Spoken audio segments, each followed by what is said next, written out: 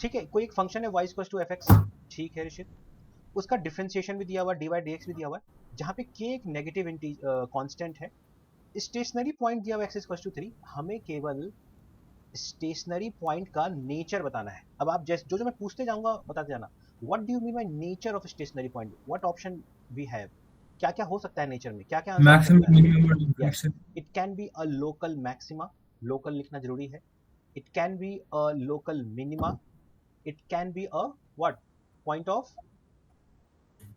inflection. Inflection.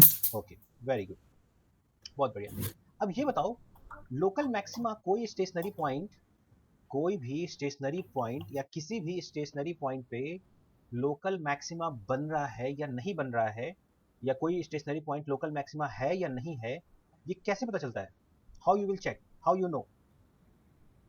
Double differentiation, then you substitute. If it's Okay, negative, it's local so it's maximum. one of the way is you will find its double differentiation, that is d2y upon dx2, then you will put that stationary point, and again you will check, is it greater than 0, is it less than 0, and is it equals to 0, right?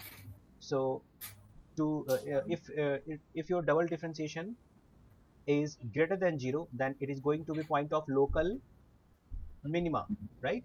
If it is less than Yeah. 0, it is going to be point of local maxima, and if it is equals to 0, it is point of inflection.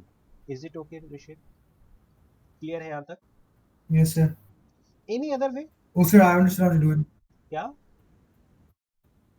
अब रुक जाओ हाँ भाई, sir, अब answer आ गया मेरा. अरे अरे रुक जाओ मेरे को बता दो तो ठीक है। एनी अदर वे, इसके अलावा भी कोई तरीका है क्या, मुझे लोकल मैक्सिमा है या नहीं। You can substitute it before and see what the gradient is before. Yes, basically we can get this idea very easily by the, you can say, sign scheme of dy upon dx. If at the stationary point, let us suppose x dash is my stationary point, so अगर maxima बनना है इसको, तो इसके पहले इसका जो dy dx है वो पॉजिटिव होगा, उसके जस्ट बाद, स्टेशनरी पॉइंट के जस्ट बाद, इसका dy dx क्या हो जाना चाहिए, नेगेटिव हो जाना चाहिए। अगर ऐसा कंडीशन होता है तो भी हम उसको मैक्सिमम पॉइंट कहते हैं, नहीं कहते हैं, लोकल मैक्सिमा। Yes. सिमिलरली अगर कोई स्टेशनरी पॉइंट है, इसके पहले dy dx अगर हमारा नेगेटिव है, इसके बाद हमारा dy dx पॉजिटिव हो जाए, तो ऐसे पॉइंट पे क्या मिलता है हमें, लोकल मिनिमा। सिमिलरली अगर, हाँ, अगर हमारे स्टेशनरी पॉइंट के दोनों तरफ या तो पॉजिटिव पॉजिटिव हो या नेगेटिव नेगेटिव हो, मतलब no sign change about stationary point, no sign change, अगर ऐसा होता है तो इसको क्या कहते हैं, पॉइंट ऑफ इन्फ्लेक्शन। ये सब क्लियर है ना, याद आ रहा है सब अब? बस हमको इसी पॉइंट हाँ पे सब सोचना याद है. था, कुछ नहीं करना है इसमें, कोई पेन उठाने की जरूरत नहीं है। 3 पे देखो, dy dx की वैल्यू एट 3 तो 0 है, सही बात है, क्यों, क्योंकि स्टेशनरी पॉइंट है। आपको बस इतना देख लेना था कि 3 के जस्ट पहले, 3 के जस्ट पहले dy dx का साइन क्या आ रहा है, और 3 के जस्ट बाद dy dx का साइन क्या आ रहा है।